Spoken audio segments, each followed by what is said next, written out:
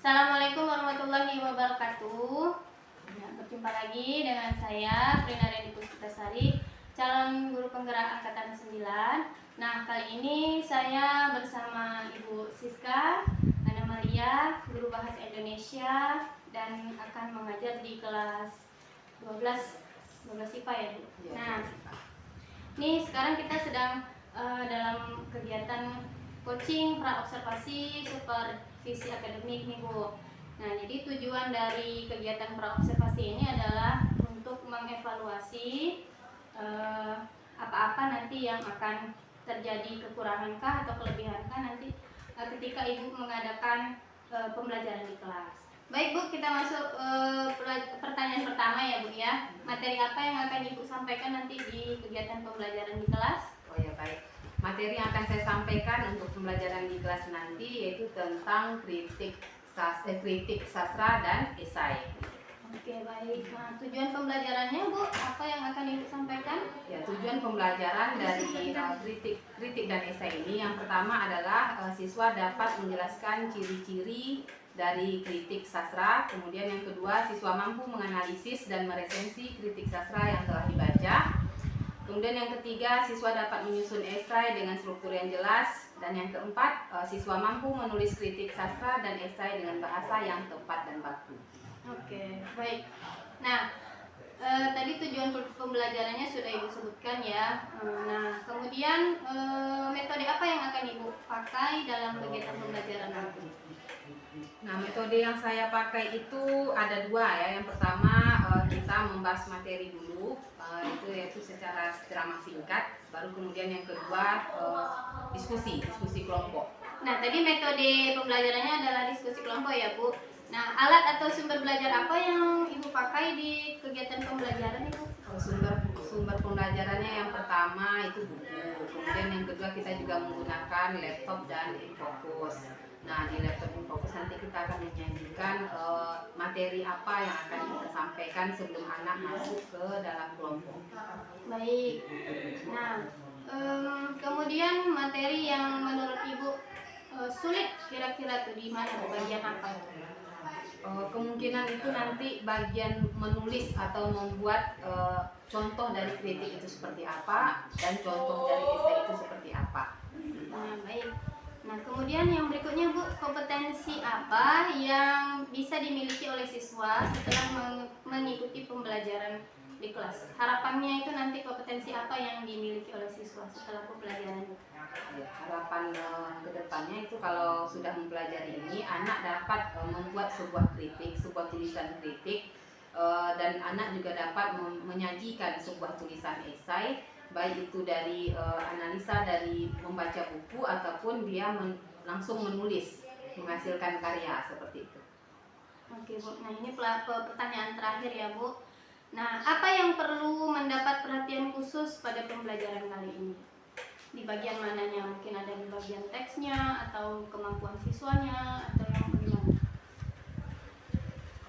Nanti palingan di pembagian kelompok seperti itu, pembagian kelompok karena ada bagian di kelompok-kelompok itu ada pembagian tugas yang tugasnya cukup berat, ada yang nanti sedang dan ada yang bagian mudah. Jadi di sana nanti kita akan mengelompokkan anak, mungkin yang sulit, kategori yang sulit itu dapat dibagikan ke anak yang kategori cukup pintar, dan yang sedangnya yang di bagian anak yang sedang, dan yang mudahnya mungkin di bagian anak yang kategori sedang ke bawah seperti itu.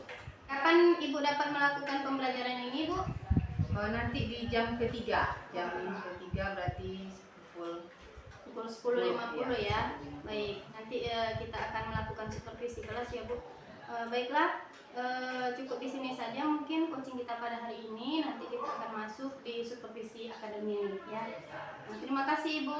Ya, sama-sama. Ya, assalamualaikum warahmatullahi wabarakatuh. Waalaikumsalam warahmatullahi wabarakatuh. Silakan siapkan buku kelasnya.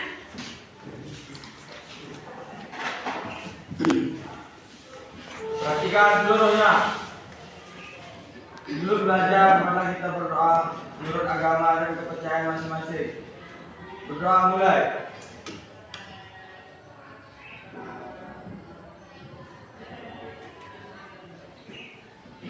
Doa selesai, beri salam. Assalamualaikum.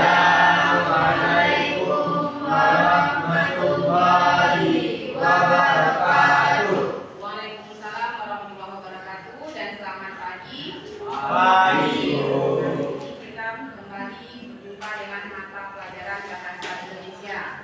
Sebelumnya kita sudah membahas tentang apa? Siapa yang ingat pelajaran sebelumnya?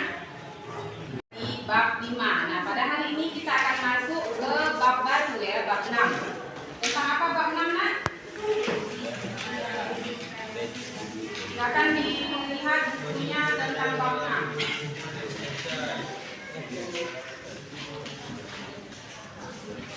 Tentang apa?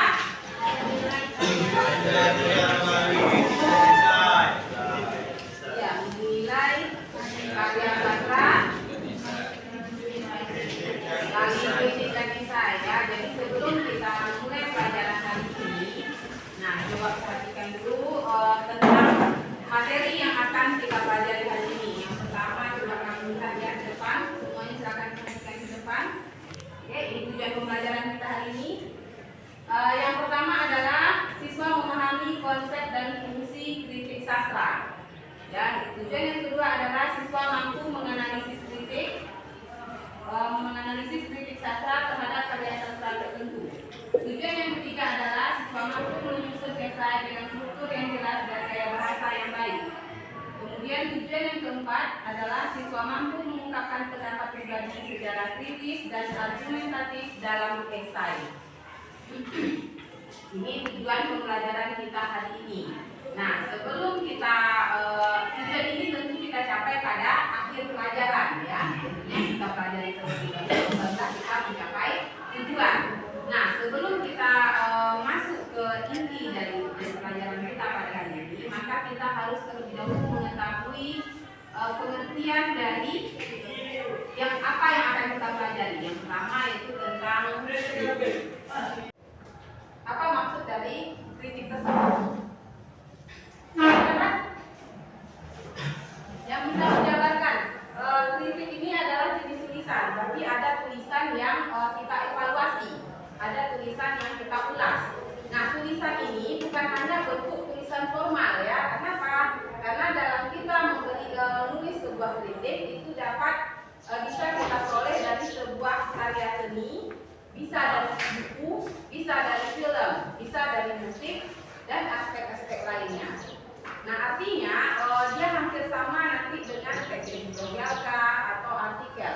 Tulisan dalam kritik ini masih bersifat ilmiah ya. Jadi sesuai dengan apa yang ada. Misalnya kamu membaca buku, kamu membaca sebuah karya, nah atau kamu menonton sebuah karya.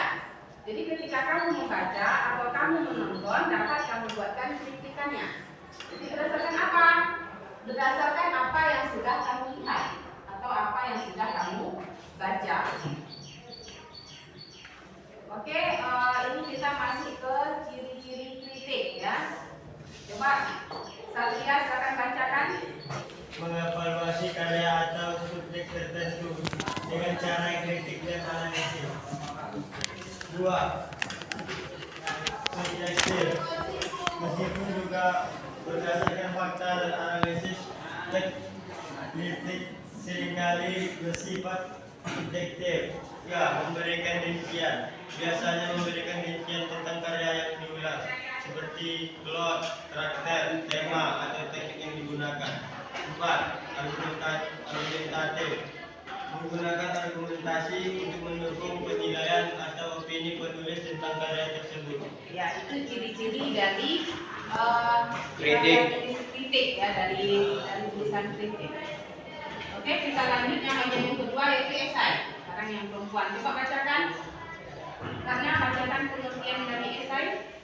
Esai adalah bentuk tulisan yang lebih luas dan mendalam daripada teks editorial atau kritik. Ini dapat mencakup berbagai topik dan gaya penulisan. Nah, nanti kita akan melihat perbedaan kritik dan esai ya. Ini pengertian esai, yaitu bentuk tulisan yang lebih luas dan mendalam daripada teks editorial atau kritik. Ini dapat mencakup berbagai topik dan gaya penulisan. Ciri-ciri esai.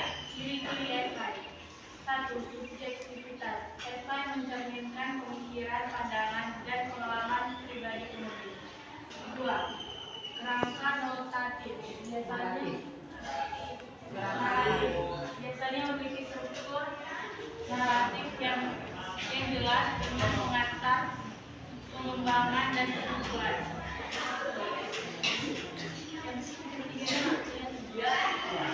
Dilanjutkan yang ketiganya adalah beragam tema ya. Dari esai dapat mengangkat berbagai tema mulai dari refleksi pribadi, pemikiran filosofis hingga analisis sosial atau budaya. Pada hari ini kita akan membentuk kelompok belajar. Oke, yang kelompok 1. Ya, sebelum masuk kelompok belajar ada yang ingin ditanyakan tentang materi tadi? Apakah kritik dan esai ini saling bisa bersatu padu? Ya, paham pertanyaannya ya. Jadi intinya seperti ini. Kritik itu kita peroleh atau hasil dari kritik itu adalah dari hasil membaca atau melihat. Ya, nih coba dengarkan. Kritik itu kita peroleh dari hasil membaca atau melihat. Nah, ketika kita membaca, ketika kita melihat, kita dapat membuat tulisan kritik. Tetapi kalau esai ini kita yang membuat, kita yang melahirkan tulisan tersebut berdasarkan apa? Yang tadi, kan tadi disebutkan ciri-cirinya. Nah, berdasarkan subjektivitasnya, kerangka naratifnya, kemudian temanya bebas tentang tema apa yang kita ambil. Oke, ibu akan bentuk kelompok. Yang kelompok pertama Rianto, Dwi, Rana, dan Natalia. Sebelah sini. Kemudian kelompok kedua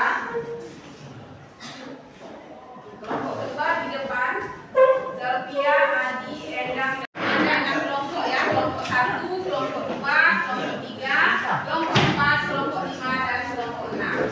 Nah, oke, silakan diperhatikan. Kelompok 1 itu bagian menulis kritik. Ya, silakan kamu tulis sebuah karya kritik berdasarkan kelompoknya. Nah, silakan juga di kertas yang besar ya.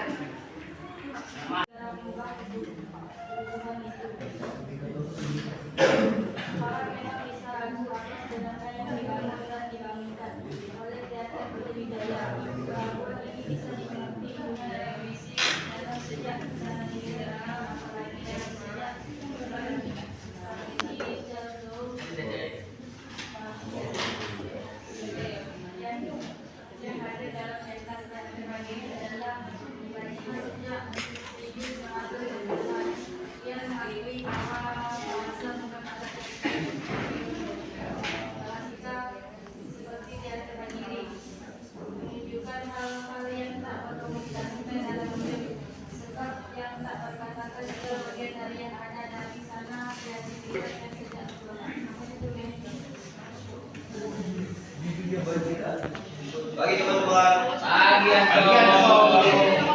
perkenalkan kami dari kelompok 1 akan membacakan hasil presentasi kami, yaitu membuat editorial kritik yang berjudul Banjir Bagian dari Indonesia. Siapa yang tidak kenal dengan bencana banjir? Banjir di Indonesia sudah seperti perayaan yang setiap tahun ada. Banjir adalah peristiwa yang terjadi ketika aliran air yang berlebihan merendam daratan atau seringnya curah hujan. Berikan aplaus untuk kelompok 1. Komputer, akses internet dan daya listrik. Coba kita bayangkan jika di sekolah tersebut melakukan 300 siswa yang bahasa Togel. Berbeda dari gaya bahasa teks pertama, teks ini menggunakan gaya bahasa yang lebih santai, meski masih gaya bahasa formal, Subjektif dan disajikan dengan gaya bahasa khas penulis. Ya, sudah, terima kasih. Berarti sudah selesai kita pembahasan mengenai tentang kritik dan esai ya. Silahkan sampai pada kesimpulan. Nah, untuk berikutnya itu silakan anak ibu siapkan sebuah bacaan ya. Baiklah bisa kamu ambil di perpustakaan, bisa juga dari buku yang kamu punya. Silakan siapkan sebuah bacaan, sebuah buku yang bisa kamu baca dan dibawa untuk pertemuan berikutnya. Oke, bila diucapkan terima kasih, kita tutup pelajaran hari ini. Assalamualaikum warahmatullahi wabarakatuh. Waalaikumsalam warahmatullahi wabarakatuh.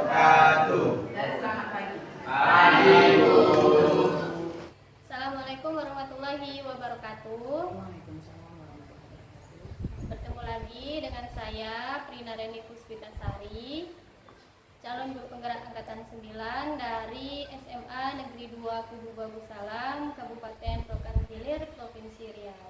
Nah, sekarang saya berada bersama pengajar praktik saya, Bapak Hendra Budiman MPD, dan Ibu Siska Anamalia sebagai guru yang diobservasi.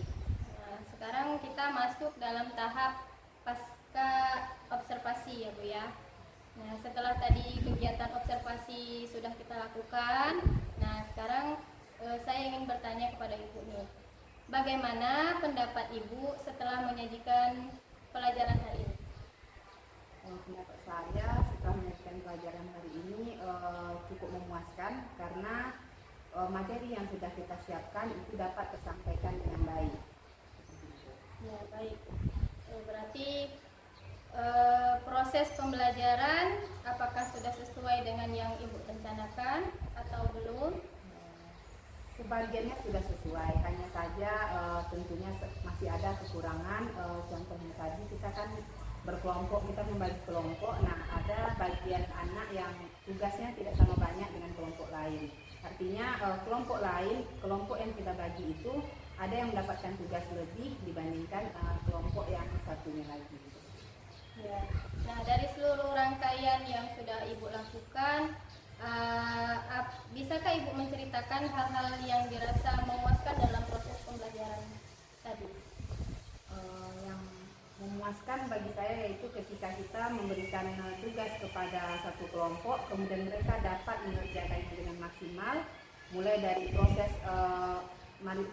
proses penugasan, lalu mereka mengerjakan sampai kepada mereka mempresentasikan ke depan. Nah, begitu juga dengan kelompok yang terakhir juga seperti itu. Mereka juga dapat mempresentasikan apa yang sudah mereka pelajari dalam kelompok sebelumnya. Oke, baik Bu. Nah, pertanyaan berikutnya nih Bu. Bagaimana perkiraan Ibu mengenai ketercapaian tujuan pembelajaran? Apakah sudah menurut Ibu tercapai atau belum? Menurut saya ketercapaian tujuan pendidikan, tujuan pembelajaran itu sudah secara keseluruhan sudah tercapai. Karena anak sudah dapat memahami perbedaan kritik dan esai, kemudian anak sudah dapat menjelaskan yang mana contoh dari kritik dan yang mana contoh dari esai tersebut, sehingga mereka juga sudah bisa mempresentasikan dan mengomentari. Yang ada kelompok yang mempresentasikan kritik dan esainya, kemudian ada kelompok yang mengomentari tentang kritik dan esai tersebut. Nah, sejauh tadi Ibu mengajar di kelas, nah apa yang menjadi kesulitan siswa menurut Ibu? Kesulitannya menurut saya mungkin dari segi fasilitasnya ya, karena ketika kita belajar menggunakan media seperti tadi kita menggunakan media HP misalnya bagi anak gitu. Nah, mereka kan harus mencari materi-materinya. Artinya seandainya kita menyuruh tadi menulis esai, mereka harus mencari tahu esai itu seperti apa contohnya, seperti apa bentuk tulisannya, kemudian kritik juga seperti itu. Nah, ketika anak menggunakan HP, tentu mereka harus memakai paket. Nah, dari segi paket itu tidak semua anak punya paket internet. Oke, baik. Nah, itu tadi kan kesulitan siswa tuh Bu ya. Nah, kalau dari Ibunya sendiri, apa yang menjadi kesulitan Ibu dalam mengajar tadi di kelas, pembelajaran di kelas? Kesulitannya tidak terlalu karena saya sudah mengelompokkan anak tersebut berdasarkan minatnya, berdasarkan kemampuannya juga. Ada anak yang memiliki kemampuan tinggi dan saya sudah mengelompokkannya dalam sama satu kelompok, kemudian yang sedang juga satu kelompok, atau anak yang hobinya misalnya bagian membaca, mereka juga terbentuk dalam satu kelompok. Yang bagian untuk menyampaikan presentasi juga ada dalam satu kelompok, sehingga ketika kita memberikan tugas sesuai dengan kemampuannya itu sudah terasa lebih ringan gitu. Ketika anak yang suka menulis, kita berikan tugas menulis. Nah, anak yang suka membaca, kita beri tugas membaca. Nah, anak yang suka berbicara atau mempresentasikan, maka mereka bagian yang mempresentasikan. Hanya saja ada ketimpangan sedikit atau tugas yang lebih mudah dengan anak yang membaca tadi. Nah, kelompok anak yang membaca itu dia ya kan terlalu ringan, rasanya terlalu ringan. Padahal memang bagiannya dia membaca seperti itu. Nah, baik. Ada tidak alternatif lain untuk ibu mengatasi kesulitan itu tadi di kelas? Alternatif lainnya mungkin dengan menyediakan apa namanya media pembelajarannya lebih banyak lagi kalau menurut saya. Jadi kalau bahan bacanya cuma satu itu kan agak menonton. Jadi kalau kita bisa menyediakan lebih banyak itu akan membuat anak yang tadi ringan sebenarnya sama kapasitas bekerjanya sama beratnya dengan yang kelompok pertama tadi. Baik. Nah, tadi dari sekian pertanyaan yang saya berikan kepada ibu ya, setelah tadi kegiatan pembelajaran di kelas juga sudah kita lakukan. Nah, mari sama-sama kita mengidentifikasi hal-hal yang telah bagus dan hal-hal yang perlu kita tingkatkan. Nah, menurut ibu nih apa yang sudah bagus dan apa yang harus ditingkatkan lagi dalam kegiatan pembelajaran tadi?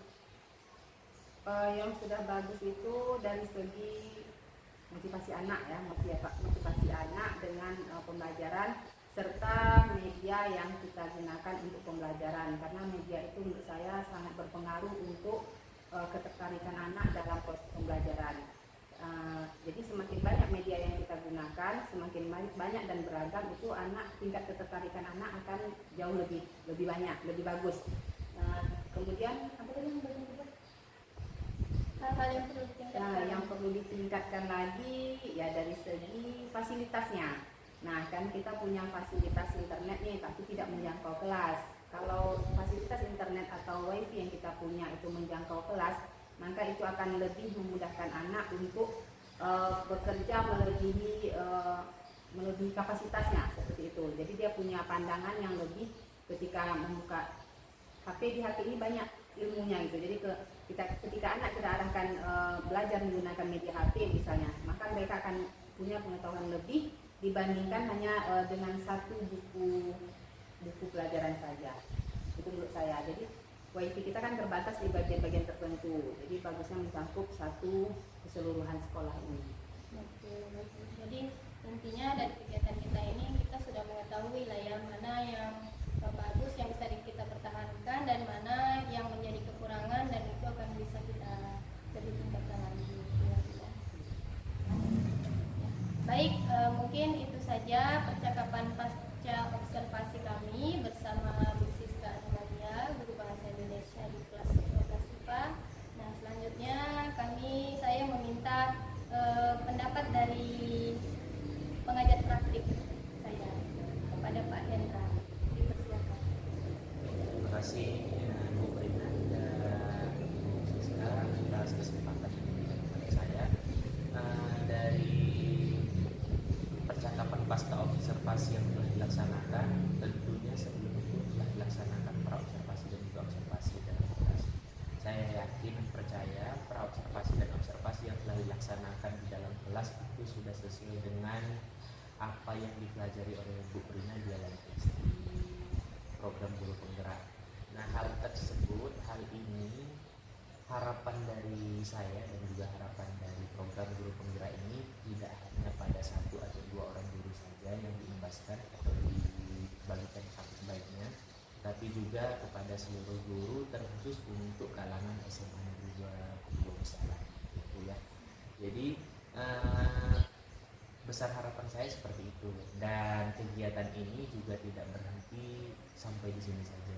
Kegiatan ini bisa dikembangkan dan ditingkatkan lagi agar proses pembelajaran di kelas-kelas nantinya dapat berjalan sesuai dengan keinginan dari program guru penggerak dan juga keinginan dari pemerintah kita dalam bentuk pendidikan. Mungkin itu umpan balik dan refleksi atau tambahan dari saya. Semangat terus Bu Prina dalam menggali ini dan juga berbagi kepada rekan guru yang lain. Terima kasih juga Bu Siska atas waktunya dan sudah mau diobservasi oleh Bu Prina. Itu saja dari saya, Bu. Saya kembalikan kepada Bu. Ya, terima kasih Pak PP. Nah, mungkin itu saja kegiatan kami pada hari ini. Terima kasih banyak Pak Pengajar Praktik dan Bu Siska Anomalia.